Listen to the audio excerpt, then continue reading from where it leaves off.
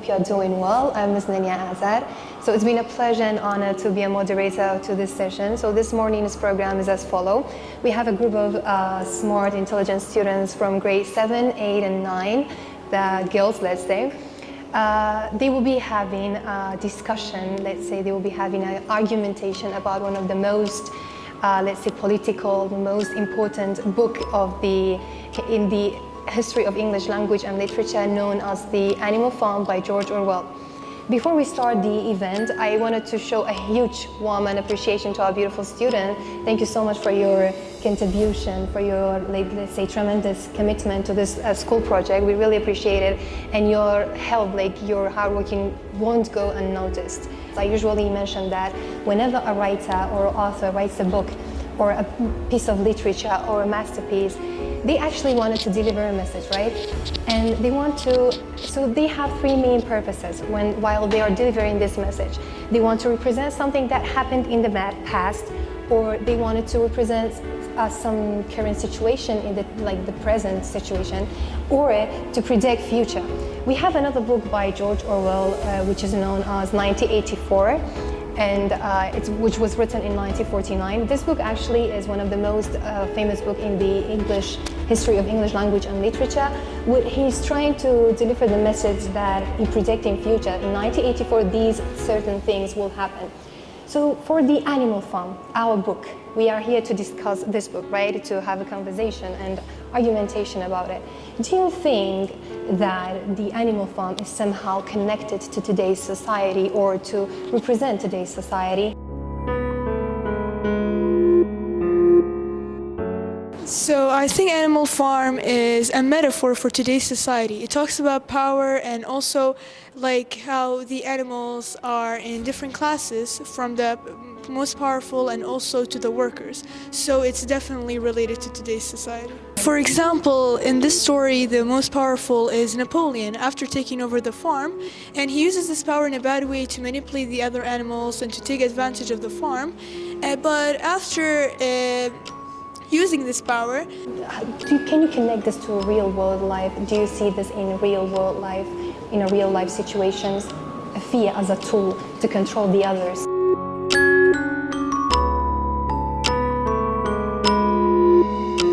I think Napoleon used fear to maintain his power to take control of the farm. They used threats of Mr. Jones's return and blame Snowball for not working properly. After they kicked out Mr. Jones, Napoleon used fear to control the farm by some rules and some fear that he used it. So he controlled the farm in a bad way, because she was doing a lot of work for them. They were doing a lot of work, so they were so tired of him. They were so sad and unhappy because they kicked out Mr. Jones.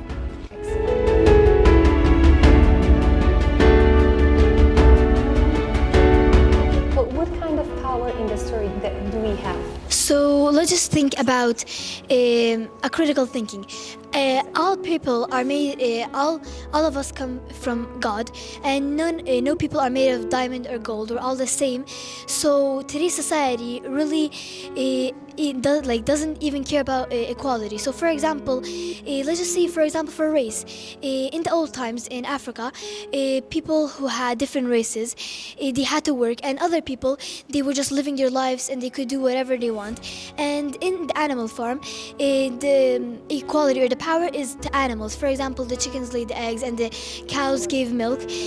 So they use these as money. So also money is another part of equality in today's society. They think just because if somebody has money, they can do whatever they want. They have more power than people that don't have money.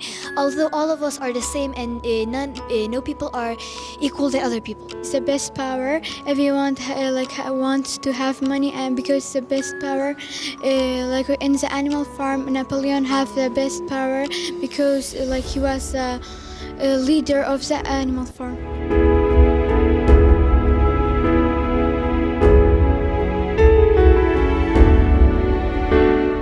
So let me raise another question. How does the lack of education in the animals lead them to their manipulation, to control them. Can you think of any examples of this in their real life? So I think that the uneducated animals, they didn't know what was happening. So if they were educated, they would understand what's happening and they would stand up for themselves. But because they were uneducated, they had no idea what's happening, and they didn't know that Napoleon was taking advantage of them. So we talked about fear. Yeah. Fear was the manipulate of them to work harder and harder to be that caused that fear of them, and they were so like manipulated in like Napoleon's hand.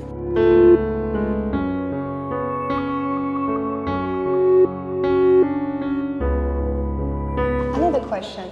What does the story teach us about the equality? Do you think equality is true, is possible in today's world? Equality, it has to be like true, but nowadays peoples are like working because to be equal, but nowadays some peoples are not being equal in like daily life, in the daily life. They were so like they are talking about if like someone have more money, it's like more specific and good, better than the poor person. Think money is power? In nowadays, yeah. To answer the question if equality is possible in the story, the root of the equality is Napoleon. If he wasn't so selfish and power hungry, he would have made all the animals equal and gave them whatever of what they desired. But because he was power hungry, he took advantage of all of them, and he was a very bad leader to them. Excellent. Speaking of rebellion, do you think the rebellion or the revolution was a good idea? Why or why not? To be honest, I think the revolution or the rebellion was a good idea. But if Napoleon was a better leader, it would have worked out much better. Because Napoleon was a bad leader, the rebellion kind of failed in a way, because they kicked out Mr. Jones, but then in the end he was as bad or worse than Mr. Jones. So the rebellion failed, but it could have been successful if he was better. They kicked out Mr. Jones. After that, at the end, they find they doesn't have a free life, and they want to make a free life. They found that Mr. Jones was better than Napoleon. Okay, what does Animal Farm teach us in history? So the book Animal Farm, we know that George Orwell made this book differently, so it doesn't say about society, it doesn't bring names, it uses animals to talk about today's society. So for example, it talks about how Napoleon, he was like, oh, I'm gonna make let's kick George Orwell, let's kick Mr. Jones out, I'm gonna be a better leader for you guys, I'm gonna treat you guys right, which was completely wrong. This shows us that sometimes bad things in today's society can reflect on other people, not just society, but like if somebody does something, you're gonna do that without thinking this is a good path or a wrong path. You're gonna get their reflection. So how Napoleon wanted to manipulate the other animals, get power so he can show that he is better than others, which he changed the commands from all animals are equal to all animals are equal, but some are more equal. This shows that today's society really depends on power. It really shows that if somebody has more power, they're more equal, which is completely false. And Napoleon wanted to become a better leader by showing himself that he has more power, which is completely false.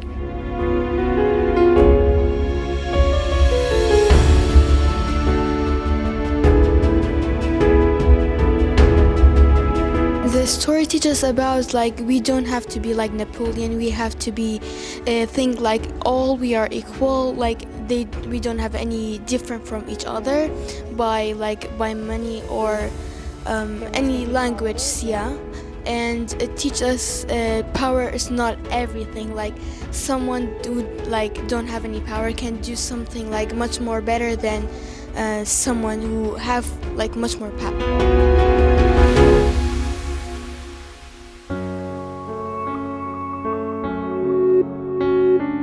Good morning, everyone. I hope you're doing well. I'm Ms. Lanya Azad, so it's an honor and pleasure to be a moderator for this session. So today's session is as follows. We have a group of intelligent students from the boys, 7th and 8th graders, right? They will be having a conversation about one of the most famous books in the history of English language and literature, known as The Animal Farm by George Orwell. Before we start the event, I really wanted to show a huge appreciation and a warm appreciation for your contribution and tremendous. My name is Mand and I'm from grade 8 and I'm hoping we can have a good debate. My name is Mir Mahdi and I'm in 7C. It's an honor to be here. My name is Sahandar and I'm from 8B and it's an honor to be here.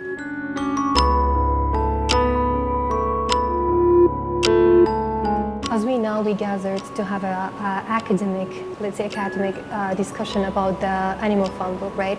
So I typically in my classes, if you remember, I usually mention that when a writer or an author try to write a book, they try to deliver a message, right? And they usually use this message to three main purposes: to represent something that happened in the past, or to represent the current situation of the society, or to predict future. For example, for instance, there is another book by George Orwell known as 1984. If you have read it, yeah, you know. Which was written in 1949, and actually basically he used lots of symbols and characteristics to predict future.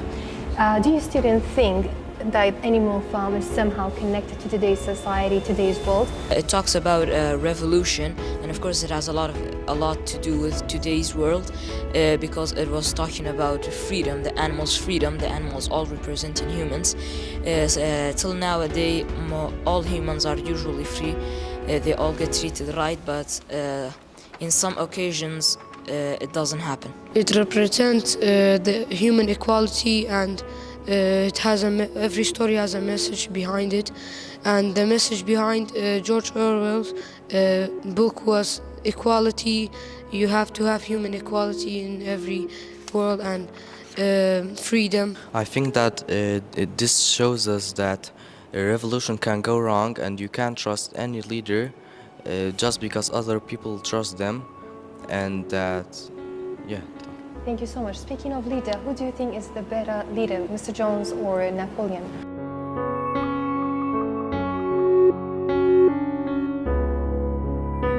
I think that Mr. Jones was a better leader because in the end,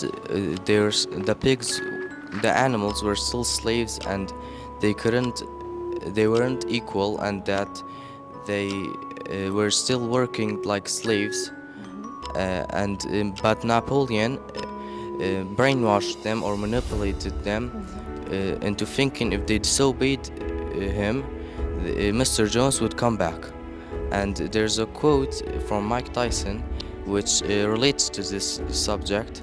It's that everybody that you fight isn't your friend, isn't your enemy, and everybody that helps you isn't your friend.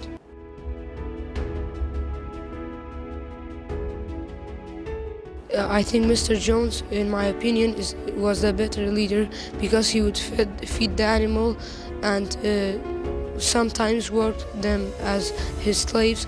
But Napoleon was like a human. Sometimes the animal didn't differ them from the humans he invited for parties, but Napoleon gave them less food, so he gave them the amount of food that they don't starve to death. In my opinion, I think Napoleon was better until Snowball was not kicked out of the farm, because Snowball didn't let Napoleon do a lot of things. But when Snowball got kicked, Napoleon got full power. It wasn't as bad as Mr. Jones' treatment. Napoleon still treated the animals, but it wasn't as poorly as Mr. Jones. The animals, I think, preferred Napoleon much more than Mr. Jones, because Mr. Jones would have beat them up or just not feed them enough.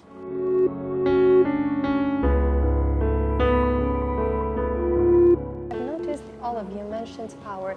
So how do you see power? How people in power in the story, let's say, treat each other? And what does this remind you of any real life situation, any real world situation in today's world? I think anyone that has power mostly uses it for the bad things. It shows that even if someone that is really poor and doesn't want power, but if they get power, it really shows that you're gonna change. Power will change anybody. Power You is a think lot. power is effective tool? Power, in my opinion, is an effective tool, and nowadays as well. Some people use power as an evil, and some try to use it as a good way, but they end up using it in a bad way.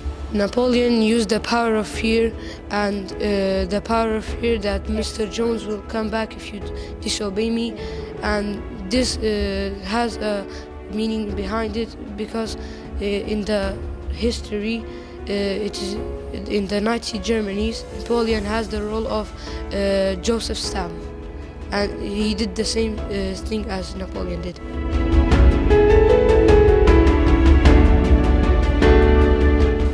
What does form of power the animals use in the story, and how can this teach us about leadership? Napoleon was a leader, but it wasn't a really free leader. It was going through the side of dictatorship more than democratically. Napoleon was a dictator, of course. It wasn't a good leader at all. In some occasions it was, but in most of the occasions it was a real bad leader. So that's why I think Napoleon really got changed after he got the power. He used fear and of Mr. Jones coming back, and they didn't want Mr. Jones to come back, so they obeyed Napoleon's decisions and everything he said.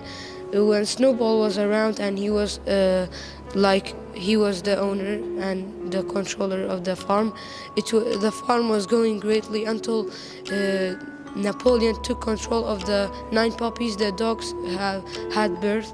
Then when the puppies had grown, he used them as his soldiers and used them for fear for the other animals, and used the other animals in his control. And at the end, there was no difference between him and the other persons, because he just had community with the other pupils in the city, and he really changed from the last time Snowball was around. Thanks.